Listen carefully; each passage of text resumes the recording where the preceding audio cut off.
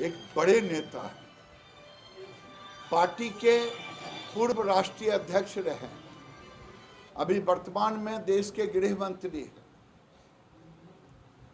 पूर्णिया जा रहे हैं, कोई पाकिस्तान नहीं जा रहे हैं, बांग्लादेश नहीं जा रहे हैं। लोगों को पेट में दर्द क्यों हो रहा है? दर्द उनको होता है जिनके राज्य में स्लीपर सेल बनता है आतंकवादियों, जिनके राज्य में मजहबी कानून के तहत स्कूलों में छुट्टियां होती, जिनके राज्य में पीएफआई जैसे संगठन फलता फूलता।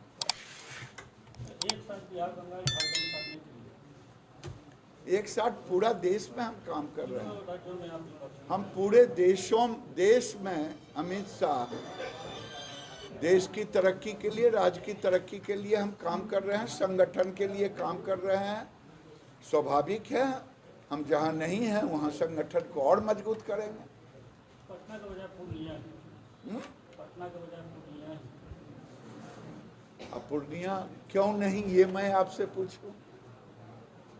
पूर्णिया मैंने कहा कि बिहार का अंग नहीं है क्या? पूर्वांचल का एक केंद्र कमिश्नरी नहीं है क्या?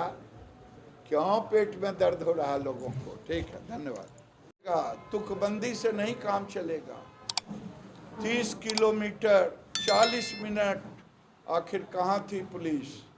चाहे कोई हो, वो नकेल से बाहर क्यों? ये राज्य की जनता जानना चाहती है। बिहार की पुलिस को आधुनिकीकरण किया जा रहा है और फिर गोली चल रही है, कमान गाड़ी ज्यादातर थानों में देखी जा रही है। मैं इस पर ज़्यादा बोलूँगा तो आप तुरंत पूछेंगे कि आप कल तक थे, आज नीतीश खराब हो गए। तो मैं यही कहूँगा, रोपे बबुल तो आम कहाँ से हो? जब पिरबहर थाने में आरजेडी के नेता अपराधियों को पुलिस से छुड़ा लेते हों तो कौन सी, और मुख्यमंत्री कहते हों ये जनता की राज है। वाह, परिभाषा ही बदल दी मुख्यमंत्री जी ने, जनता की राज। भूमि को भव्य निर्माण की मांग की जा रही है, कई लोगों ने मांग की है, इस पर क्या कहेंगे? चलिए वो भी आपको बताएंगे, सीता की भूमि पर जाके बताएंगे, उस पर भी हम काम कर रहे हैं। हम वसुधैव कुटुंबकम की नीतियों से नरेंद्र मोदी ने अपने भी लोगों को बचाने का काम किया, अपने पड़ोसियों को भी बचाने का काम किया। नरेंद्र मोदी ने एक ऐसा मुहिम छेड़ा, लोकल फॉर वोकल, कि आज भारत पहली बार आत्मनिर्भर भारत की ओर बढ़ा और डिफेंस के सेक्टर में हम केवल इंपोर्ट को ही नहीं रोके बल्कि ब्रह्मोस जैसा एक्सपोर्ट करने में भी अग्रणी भूमिका निभाने का काम किए।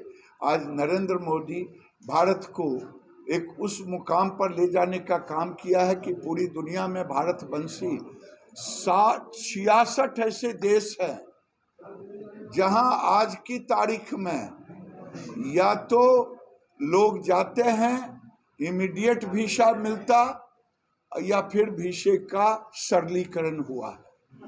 ये नरेंद्र मोदी की विदेश नीति है जो कल तक लोग गाली दे रहे थे। अर्थनीति यही रहा कि जो लोग कल तक कहते थे नोटबंदी से लेके अब तक कि क्या होगा, मनमोहन सिंह ने कहा अर्थव्यवस्था गिर जाएगी, लेकिन आज पूरी दुनिया में IMF कह रहा है कि भारत अभी 7.5%, 13% की गति से बढ़ने वाला भारत होगा।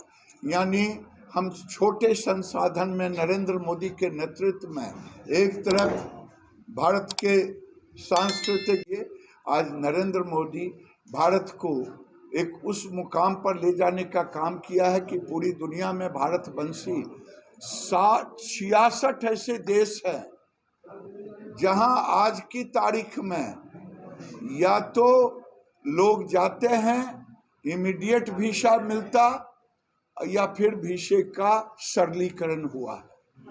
ये नरेंद्र मोदी की विदेश नीति है जो कल तक लोग गाली दे रहे थे।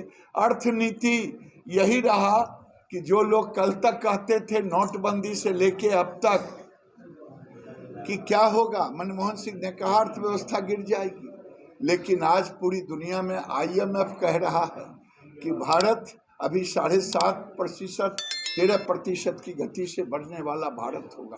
यानी हम छोटे संसाधन में नरेंद्र मोदी के नेतृत्व में एक तरफ भारत के सांस्कृतिक धरोहर, एक देश एक कानून, चाहे जीएसटी के रूप में हो, चाहे वो गुजरात में से लेकर के नॉर्थ ईस्ट से लेकर के कश्मीर से कन्याकुमारी तक एक देश एक कानून बना के 370 धारा हटाने का काम किया हो, चाहे भारत की पहचान, सनातन पहचान, संस्कार, संस्कृति भारत का जुटा हुआ रहा राम से, उस राम का भव्य मंदिर भी इन्हीं के कार्यकाल में हम देख रहे हैं।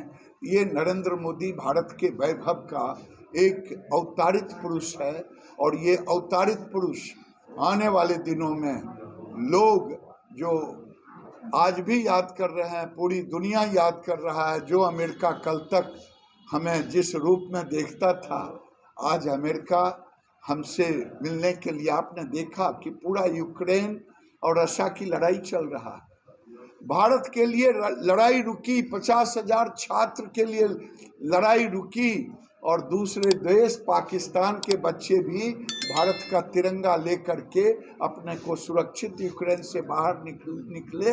ये मोदी की विदेश नीति है।